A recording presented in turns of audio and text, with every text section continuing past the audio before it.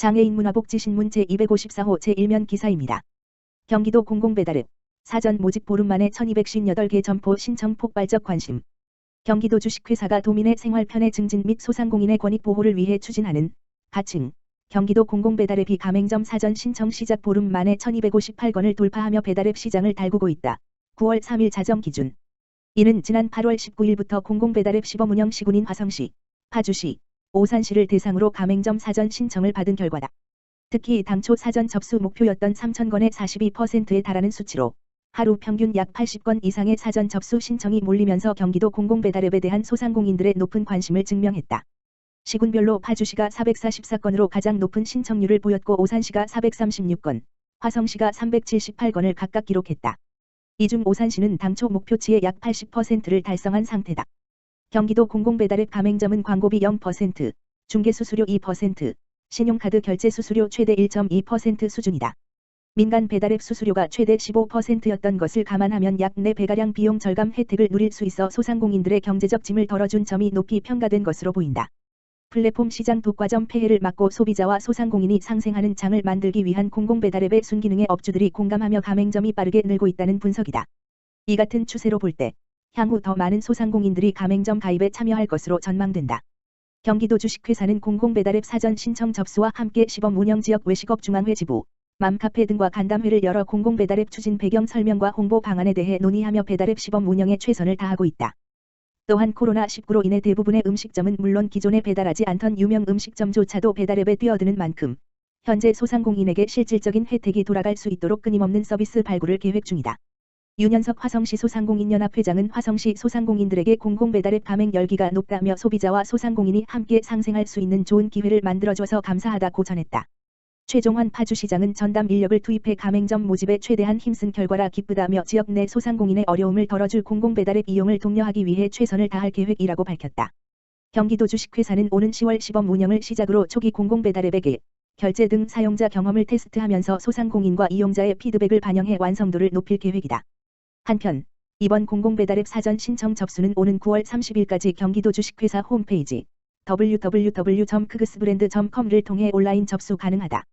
경기도 4일부터 20일시 물결표 사인 5시 사이 편의점 내 취식행위 제한.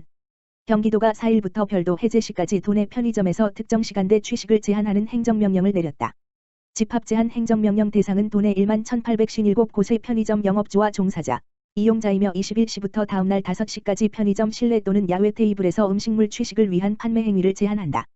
또는 판매자와 구매자 간 사고 파는 행위를 넓은 의미의 집합으로 간주했다.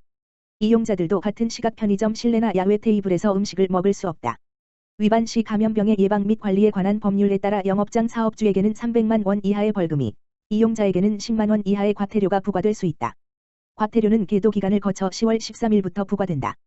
경기도 관계자는 밀집된 공간에 많은 사람이 모일 수 있는 편의점 내 취식 공간에서 이용자 간 접촉이나 일회용품을 통해 경로 파악이 어려운 감염이 발생할 우려가 있어 집합 제한 명령을 내리게 됐다고 설명했다. 경기도 인권위원회 독서장애인은 차별적 표현 조례 개정 권고. 경기도 인권담당관실이 평생교육국, 노동국 소관자치법규 17건에 대해 인권 친화적 정비 개선을 권고했다. 3일 경기도에 따르면 도 인권담당관은 지난 3월부터 7월까지 평생교육국, 노동속 소관자치법규 53개를 점검하고 인권 침해 및 차별적 요소가 있는 조항의 개선안을 마련, 경기도 인권위원회에 심의를 요청했다. 인권위는 지난달 28일과 29일 심의를 거쳐 이들 17건에 대해 인권 친화적으로 정비하도록 개선 권고했다. 권고 내용을 살펴보면 인권위는 먼저 경기도 청소년 노동인권보호 및 증진 조례에서 정한 청소년의 정의를 경기도 이하 도라 한다에 주소를 두고 있는 만 19세 미만의 사람을 24세 이하인 사람으로서 도에 주소 또는 거소를 두거나 도에 있는 사업장에서 노동을 하고 있는 사람으로 확대하도록 권고했다. 인권위는 조례가 청소년 노동인권 보호를 목적으로 제정된 것이므로 취지를 살펴 보호 대상을 최대화하는 것이 필요하다고 확대 취지를 설명했다. 경기도 공무직원 등 관리 규정에서 관리는 사람을 인격적 독립체가 아닌 물건으로 취급하는 표현으로 인권 침해 소지가 있으므로 제호를 경기도 공무직원 등 운영 규정으로 변경하도록 권고했다. 인권위는 또 공무원 복무 규정에서 시행하고 있는 연가저축과 연가 당겨쓰기 제도를 공무직원에게도 동일하게 적용하도록 권고해 차별적 처우를 예방하도록 했다. 이 밖에도 경기도 평생교육진흥조례에서 사용한 소외계층이라는 용어가 경제적 어려움을 겪고 있는 대상을 지칭하거나 사회적 낙인을 야기할 수 있는 차별적 표현이라며 취약계층으로 대체하도록 했다. 경기도 청소년 상담복지센터 설치 및 운영에 관한 조례에서 정한 부모는 전체 맥락상 부모로 특정해 다른 대상, 조부모 등을 배제하거나 대한 차별을 야기할 우려가 있어 보호자로 대체해 사용하도록 했다. 경기도 청소년 수련시설의 설치 및 운영 조례에서 정신질환을 이유로 시설의 사용을 제한하는 등의 조치는 정신질환에 대한 편견을 강화하고 병력에 의한 차별에 해당하는 것으로 개선을 권고했다. 경기도의회 최종현 의원, 경기도 사회복지서비스의 질적 제고 위한 근거 마련해. 경기도의회 보건복지위원회 최종현 의원, 더불어민주당, 비례, 이 발의한 경기도 사회복지시설 서비스 품질관리 조례 일부 개정 조례안이 3일 제346회 임시회 제2차 보건복지위원회 회의를 통과했다. 최종현 의원이 발의한 이번 개정안은 늘어나는 사회복지 서비스의 품질을 관리하여 도민이 체감하는 만족도를 향상시키겠다는 목적으로 마련되었다. 실제로 2019년 경기도의회 보건복지위원회 행정사무감사에서 양평은혜재단의 회계 부정 등 비리 의혹이 제기된 바 있고 올해 초에는 일본군 위안부 피해자 지원시설인 나눔의 집과 관련된 각종 의혹이 문제로 떠올랐다. 이번 개정안은 사회복지 서비스 평가 인증, 컨설팅, 사후관리 등 관련 용어에 대해 정의하고 보건복지부의 평가 등 법령에 의한 평가를 받는 경우 중복평가를 받지 않는 내용을 담아 시설들의 부담을 경감시켰다.